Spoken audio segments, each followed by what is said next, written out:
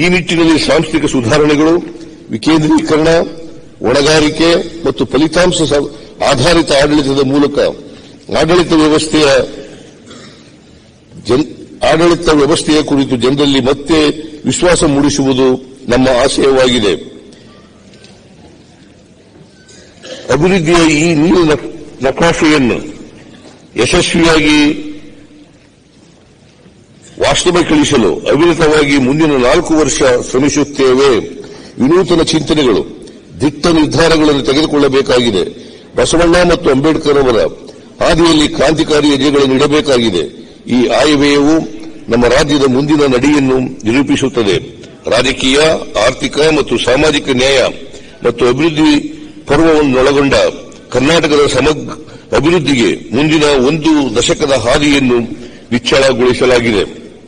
ಈ ಆಯವ್ಯಯವು ಗ್ಯಾರಂಟಿ ಯೋಜನೆಗಳೊಂದಿಗೆ ಉದ್ಯೋಗ ಸೃಜನೆ, ಶಿಕ್ಷಣ, ಆರೋಗ್ಯ, ಹಸಿವು ನಿವಾರಣೆ, ಕೃಷಿ ಮತ್ತು ನೀರಾವರಿಗೆ ಪ್ರೋತ್ಸಾಹ, ಮೂಲಸೌಕರ್ಯ ಅಭಿವೃದ್ಧಿ ಮತ್ತಿತರ ವಲಯಗಳ ಅಭಿವೃದ್ಧಿಗೆ ಒತ್ತು ನೀಡಲಿದೆ. ಎಲ್ಲ ದುರ್ಬಲ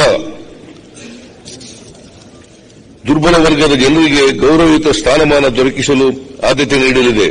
ಈ ಆಯವ್ಯಯವು ಕರ್ನಾಟಕ ಮಾದರಿ ಅಭಿವೃದ್ಧಿಯ ಹೊಸ ದೃಷ್ಟಾಂತವನ್ನು ರೂಪಿಸಲಿದೆ. ರಾಜ್ಯದ ಆರ್ಥಿಕತೆಯು 2023-24 ಸಾಲಿನಲ್ಲಿ 6.6% ಬೆಳವಣಿಗೆಯಾಗಲಿದೆ ಎಂದು ಅಂದಾಜಿಸಲಾಗಿದೆ. ರಾಜ್ಯದ ಈ ಶ್ಲಾಘನೀಯ ಬೆಳವಣಿಗೆಯು ದೇಶದ ಆರ್ಥಿಕತೆಯನ್ನು ರೂಪಿಸುವಲ್ಲಿ ಪ್ರಮುಖ ಪಾತ್ರ ವಹಿಸಿದೆ ಎಂಬುದನ್ನು ದೃಢಪಡಿಸಿದೆ. ಸೇವಾ ಮತ್ತು ಕೈಗಾರಿಕಾ ವಲಯಗಳು ರಾಜ್ಯದ ಆರ್ಥಿಕ ಪ್ರಗತಿಯಲ್ಲಿ ಪ್ರಮುಖ ಪಾತ್ರ ವಹಿಸಿವೆ. ಕಳೆದ ಸಾಲಿಗೆ ಹೋಲಿಸಿದರೆ 23-24 ಸಾಲಿನಲ್ಲಿ ಸೇವಾ ವಲಯವು 8.7% ಸ್ಥಿರ ಬೆಲೆಗಳಲ್ಲಿ ಮತ್ತು ಕೈಗಾರಿಕಾ ವಲಯವು 7.5% ಸ್ಥಿರ ಬೆಲೆಗಳಲ್ಲಿ ಬೆಳವಣಿಗೆ ಸಾಧಿಸಿದೆ. ಪ್ರಸಕ್ತ ವರ್ಷದಲ್ಲಿ ಮುಂಗಾರು ವೈಫಲ್ಯದಿಂದ ರಾಜ್ಯವು ತೀವ್ರ ಬರಗಾಲವನ್ನು ಎದುರಿಸಬೇಕಾಯಿತು. ಇದರಿಂದ ಕೃಷಿ ಕ್ಷೇತ್ರವು 1.8% ಸ್ಥಿರ ಬೆಲೆಗಳಲ್ಲಿ ಋಣಾತ್ಮಕ ಬೆಳವಣಿಗೆ ಹೊಂದಿದೆ. ಜಾಗತಿಕ ಆರ್ಥಿಕ ಬೆಳವಣಿಗೆಗಳಲ್ಲಿನ ಕುಸಿತ ಹಾಗೂ ಅಭಿವೃದ್ಧಿ ಹೊಂದಿದ ರಾಷ್ಟಗಳಲ್ಲಿನ ಬಡ್ಡಿ ದರಗಳ ಹೆಚ್ಚಳದಿಂದ ಪ್ರಸಕ್ತ ವರ್ಷದ ಮೊದಲ 6 ತಿಂಗಳುಗಳಲ್ಲಿ ನಮ್ಮ ದೇಶಕ್ಕೆ ವಿದೇಶಿ ನೇರ ಹೂಡಿಕೆಯ ಕುಸಿತದ ನಡುವೆಯೂ ರಾಜ್ಯದಲ್ಲಿ ಸೆಪ್ಟೆಂಬರ್ 2023 ಅಂತ್ಯದವರೆಗೆ 2.8 ಶತಕೋಟಿ ಅಮೆರಿಕನ್ ಡಾಲರ್ಗಳಷ್ಟು ವಿದೇಶಿ ಹೂಡಿಕೆಯಾಗಿರುತ್ತದೆ. ಇದು ವಿದೇಶಿ ಬಂಡವಾಳದಾರರಿಗೆ ರಾಜ್ಯವು ಆಕರ್ಷಣೀಯ ಹೂಡಿಕೆ ಕೇಂದ್ರವಾಗಿರುವುದನ್ನು ಸಾಬೀತುಪಡಿಸುತ್ತದೆ. ರಾಜ್ಯದ ಆರ್ಥಿಕ ಸ್ಥಿತಿ. ಕರ್ನಾಟಕ ರಾಜ್ಯವು ದೇಶದಲ್ಲಿ ಅತಿ ಹೆಚ್ಚು ಜಿಎಸ್ಟಿ ತೆರಿಗೆ ಸಂಗ್ರಹಿಸುವ 2ನೇ ರಾಜ್ಯವಾಗಿದ್ದು 2022-23ಕ್ಕೆ ಹೋಲಿಸಿದರೆ ಪ್ರಸಕ್ತ ವರ್ಷದಲ್ಲಿ ಜಿಎಸ್ಟಿ ತೆರಿಗೆ ಸಂಗ್ರಹಣೆಯು 18% ಹೆಚ್ಚಳ ಕಂಡಿದೆ. ಸ್ವಂತ ತೆರಿಗೆ ರಾಜಸ್ವವು ಹಿಂದಿನ ವರ್ಷಕ್ಕೆ ಹೋಲಿಸಿದರೆ 23-24ರಲ್ಲಿ 12% ಬೆಳವಣಿಗೆಯನ್ನು ಸಾಧಿಸಲಿದೆ.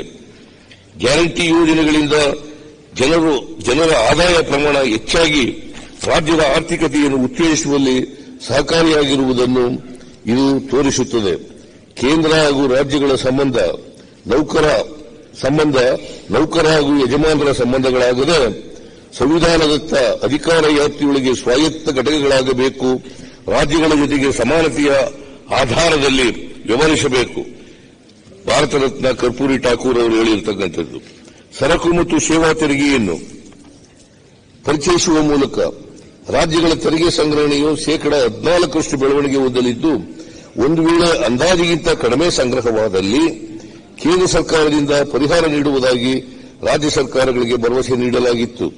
14% ಬೆಳವಣಿಗೆ ದರದಂತೆ 2017ರಿಂದ 2023-24ರವರೆಗೆ ರಾಜ್ಯದಲ್ಲಿ ಒಟ್ಟು 4,92,296 ಕೋಟಿ ರೂಗಳ ಜಿಎಸ್ಟಿ ತೆರಿಗೆ ಸಂಗ್ರಹಣೆಯಾಗುತ್ತದೆ ಎಂದು ಅಂದಾಜಿಸಲಾಗಿತ್ತು. ಆದರೆ ವಾಸ್ತವಿಕವಾಗಿ ರಾಜ್ಯದಲ್ಲಿ 3,26,764 ಕೋಟಿ ರೂಗಳ ಜಿಎಸ್ಟಿ ತೆರಿಗೆ ಸ್ವೀಕೃತವಾಗಿದೆ.